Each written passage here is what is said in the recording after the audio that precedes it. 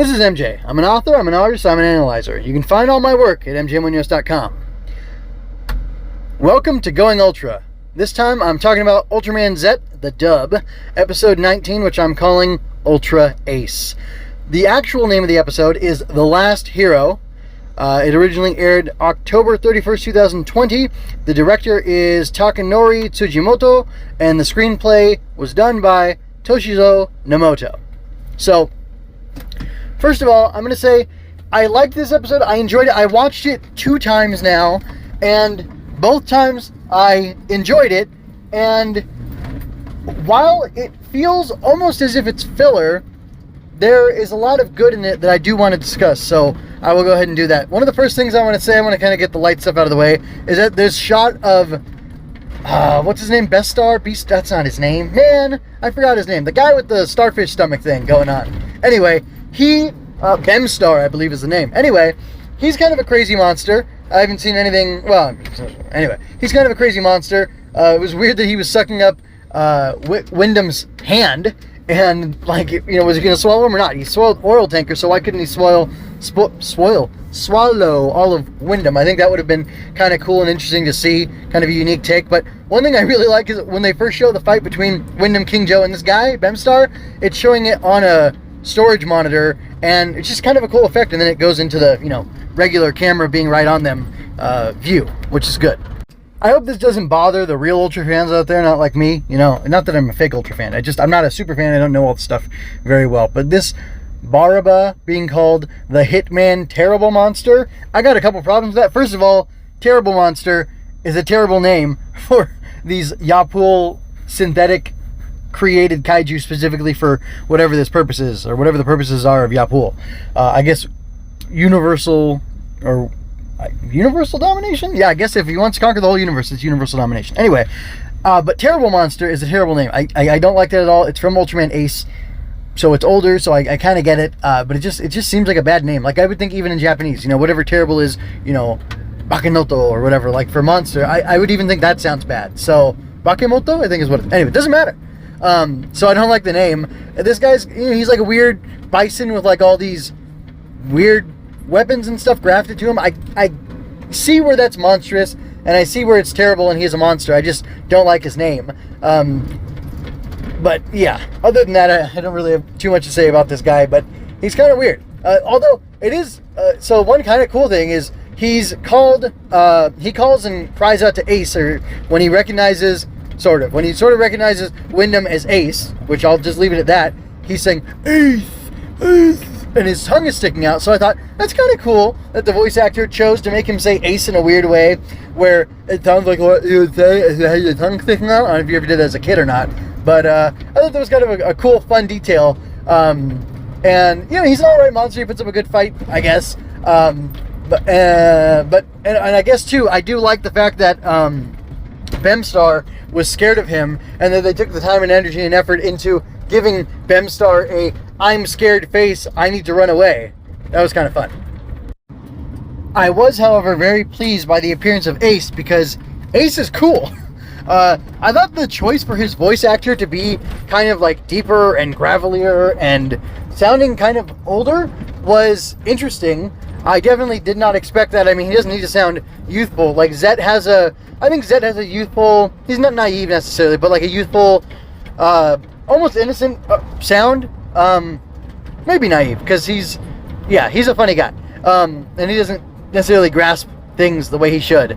But Ace's voice made him sound like a cool, kind of grizzled old man, like he's been through a lot, and like he's got all this experience and he's imparting wisdom, and that was really cool. And I loved seeing him take on whatever this terrible beast guy's name is right away without any issue. Like, it's so cool that he was the one who stopped all these guys in the beginning, or, you know, at the end of his show, from allowing Yapul to do, you know, domination of the universe, and he just jumps right in there and has no issue fighting him, and that's really cool. And I like the fact that you know, he and Beta Smash team up to fight against this guy, although it was really weird that towards the end of the fight, Ace stares at Beta Smash for a minute and says, focus on the ultra holes in your head, and do this and whatever, and now use this attack, which I think he called Z Ball or Z Beam or something like that, which is a cool name for an attack. Oh, he called it Zett Spark, Zett Ray, something along those lines. And I thought that was kind of cool because apparently he named Zett. I don't know where Zett was and why he was just running around as Ultraman no name, but then Ace gives him the name Zett because he's hoping he'll be the Zett, the final hero that the world, the universe, the galaxy, universe, or whatever will need. And I think that's a cool sentiment, but it is funny that it's mixed in with this weird thing of like, use your Zett holes or your Ultra holes. And it's like, why are Ultra holes a thing? That's a weird name.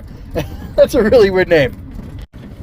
I do appreciate the fact that I'm forgetting his name right now. Gosh. I do appreciate the fact that Zett has those circles or those holes on his fin, and that Ace has one in the front of his fin. It makes it feel like there's a design connection between them, and I believe Alpha Edge uses Ace. I think it's Ace, Taro, and Zero, maybe? I don't know. I honestly don't pay attention to those too much, but I think it's kind of cool that there's that visual correspondence between them, and then that I guess he's able to pass on this Zett attack to him, and the fact that he named him Zett. Like, it's all very cozy. It all very much blends together and like deepens the connection between them, which I think is cool. And I like it because it makes Ace a cooler character to me. It makes me want to go back and watch his show now, which I think is a good thing. So, the two of them fought. They talk about, they defeat this terrible monster. They send him back through the dimensional gap, which, like, does that mean that Yapul is extra dimensional and he send these creatures into this dimension, whatever this dimension is, to do stuff?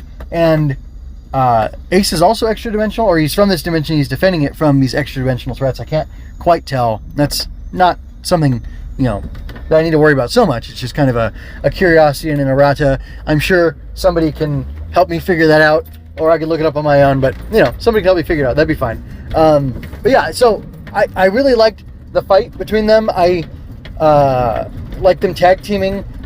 It felt a little funny how quick Haruki was trying to transform into Zett when he was stuck in Bemstar and stuff, but it all makes sense because it slowly set up this thing where the Ace metal resonated, and then Ace emerged when he had the opportunity to. After the fight, there's a weird moment with Yuka though, where she's looking at that like dimensional sword or whatever that this guy had, and I don't know if all of them, Baraba is his name. I don't know if all of them have this like dimensional cutter sword thing or what, but she's super excited about this and super excited about the possibility of breaking through dimensions, and it's kind of disturbing. It's kind of disturbing to Hibikura, and I can't tell quite what he's thinking, but he is looking at her askance, and it made me, like, first of all, it gave me a pause, but then when I saw him looking at her in the background and how it wasn't focused on him, the camera, which is really interesting directing, I thought, I should probably pay attention to this for the future of the show, because I think this is setting up something that's going to happen down the line, and I don't think it's going to be a good thing. I won't speculate right now as to what that thing that's giving me foreboding is about, because I'm pretty sure it'll happen soon. Yeah, we're in the end game. It's, episode 20 is next, and it's only 24 episodes long, I think, or maybe 25 at the most, the whole series, so I'll hush up about it right now. But I do like the effect of seeing that thing on the screen again and seeing it in the storage facility. So for some reason, the heads-up displays like that are cool to me. I almost forgot to mention something important that I don't want to neglect, though.